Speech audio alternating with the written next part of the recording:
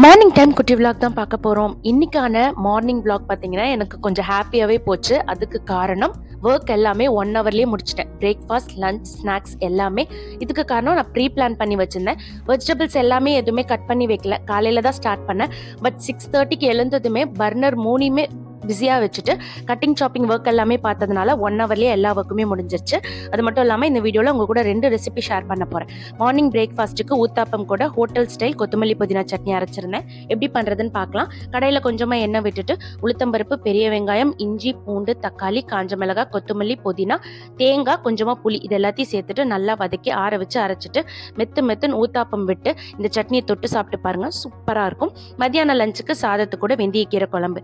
கடாயில் கொஞ்சமாக எண்ணெய் விட்டுட்டு பெரிய வெங்காயம், வெந்தயக்கீரை நல்லா வதங்கினதுக்கு அப்புறமா 2 டேபிள் ஸ்பூன் குழம்பு மிளகாத்தூள் நல்லா வதங்கி பச்சை வாசனை போனதுக்கு அப்புறமா தேங்காய் கூட 2 தக்காளி, 2 பல்லு பூண்டு அரைச்சி விழுதையும் சேர்த்து நல்லா கொதிக்க விடுங்க.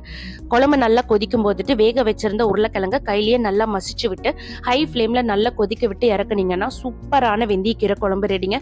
ரொம்ப சூப்பராக இருக்கும். இதுக்கு சைட் டிஷ் அப்பளம் இல்லைன்னா எக், இது 2 தவிர பெருசாக எதுவும் போகாது. சிம்பிளான ரெசிபி 10 நிமிஷத்தில் ரெடி பண்ணிடலாம். இந்த 2 ரெசிபியும் கண்டிப்பாக உங்கள் வீட்டில் ட்ரை பண்ணி பாருங்க. உங்க வீட்டில் எல்லாருக்குமே ரொம்ப பிடிக்கும். நெக்ஸ்ட் vlogல நான் உங்களை மீட் பண்றேன். தேங்க்ஸ் ஃபார் வாட்சிங். பாய்.